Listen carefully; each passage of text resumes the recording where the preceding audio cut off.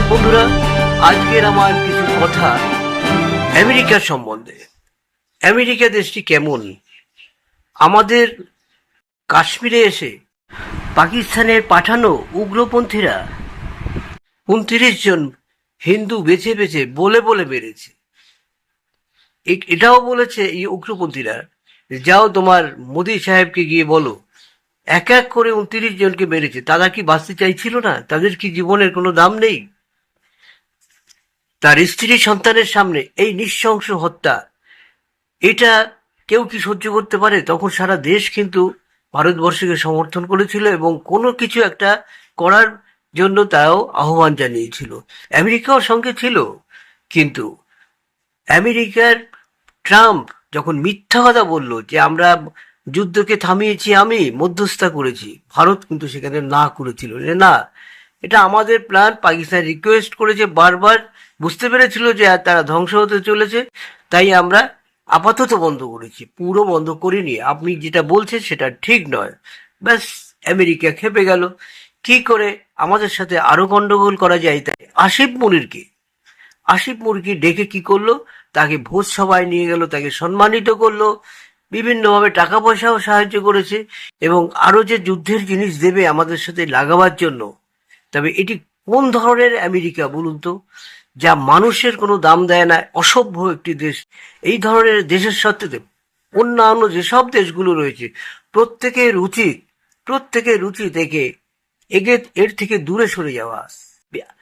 আমি একটা অনুরোধ করব, যারা আমাদের এই বিভাগে রয়েছেন, মানে চীন, রাশিয়া, শ্রীলঙ্কা, ভারত, এরা সকলে যদি আমরা একসাথে হয়ে একই কাজ করি এবং ডলারের ব্যাপারটাকে যদি আমরা চিন্তা করি, যেটা মোদি সাহেব শুরু করেছে, ডলারটাকে আমরা না নিয়ে যদি আমাদের এরিয়ার মধ্যে আমরা যেসব বিজনেসগুলো করব, আমাদের সেই রুপি যেটা বেরিয়েছে বা আরো অন্য কোনো যদি ব্যাপার থাকে সেগুলো করে, যদি ডলারকে আমরা চিন্তা না করে আমাদের নিজেদের টাকা নিজেদের এরিয়ার মধ্যে চলবে, সেটা যদি করা হয় এবং অন্যান্য দেশ যদি রাজি থাকে তারাও এর মধ্যে আসবে, তারাও আমাদের সাথে যদি বিজনেস করে বা চায়নার সাথে যদি বিজনেস করে, সেই রুপি বা নিজস্ব যে টাকাটা, একটা টাকা তৈরি করা হলো, সেই টাকাটা সকল জায়গায় চলবে, একই মূল্যে থাকবে।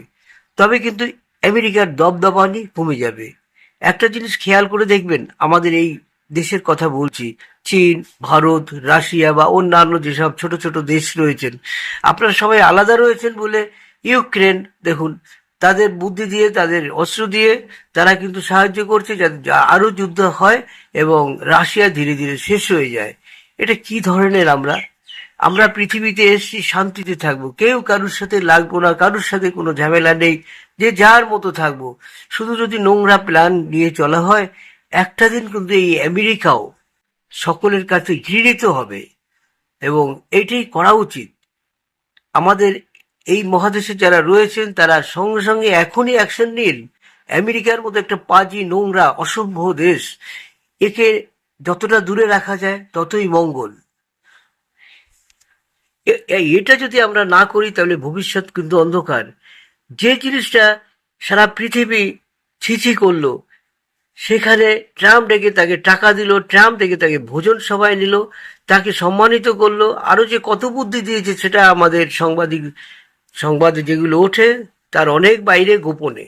তো এইটা যদি আমেরিকা করে থাকে, এত নোংরা কাজ আর মনে হয় পৃথিবীর কেউ করবে না। তাই আমি অনুরোধ করব আপনাদের সকলকে, আপনারা এদের বর্জন করুন। আমাদের দেশ অনেক বড় দেশ, অনেক জনসংখ্যা। আমাদের সাথে যদি এরকম করে, তবে আমি বলবো, মোদি সাহেবকে অনুরোধ করব যে আপনারা এদের সাথে সম্পর্ক ছেদ করে দিন, এদের সাথে বিজনেসই করবেন না। অন্যান্য সব দেশগুলো রয়েছে তাদের সাথে বিজনেস করুন। ভারত সরকার উচিত শিক্ষা দিয়েছে যে আমার সময় নেই আপনার দেশে যাওয়ার মতো, এখন আমি অনেক কাজে ব্যস্ত। একদিকে পাকিস্তানকে ডেকে চুলকে দিচ্ছে, এদিকে ভারতকে ডেকে প্রশংসা করছে। কি অদ্ভুত একটি ছোট লোক দেশ! এই দেশকে কত তাড়াতাড়ি বর্জন করা যায় এবং এদের ডলারটাকে কিভাবে আমাদের এই মহাদেশে না ব্যবহার করা যায়, সেইটা কিন্তু এখনই আমাদের একান্তভাবে ভাবা দরকার। হুমপি তুমপি দেবে, কিছুই করতে পারবে না আমেরিকা। আমেরিকার কিচ্ছু করার নেই। যদি রাশিয়া, ভারত, চীন এক জায়গায় হয়ে যায়, কোনো কিছু করতে পারবে না ওদের কোনো দেশগুলো। ওরা কিন্তু দেখেছেন, এক খেয়াল করে দেখুন, ওদের সবাই কিন্তু এক জায়গায় রয়েছে, এক কথায় লাফিয়ে ওঠে। আমরা কেন বিভাদ সৃষ্টি করছি? এর পিছে ও লেগে নিজেরা নিজেদের সময় নষ্ট করছি, উন্নত দেশকে আরো অনুন্নত করার চেষ্টা করছি। তাই বন্ধুরা, অনুরোধ করব, আপনারা কিন্তু চেষ্টা করুন যাতে আমাদের দেশ বাঁচে। এইরকম উগ্রপন্থীদের যারা সাহায্য করছে তাদের বাদ দিয়ে দিন।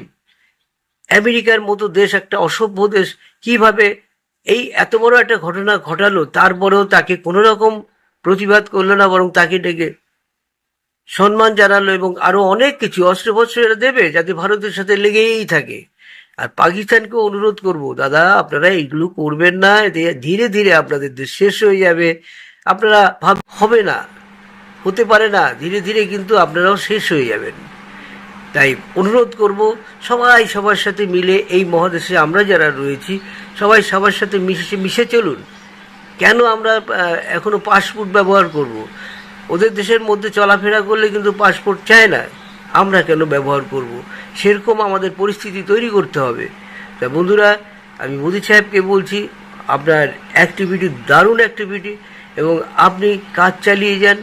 আশা করি জনগণ এসবগুলো দেখছে, আপনাকে সমর্থন করবে।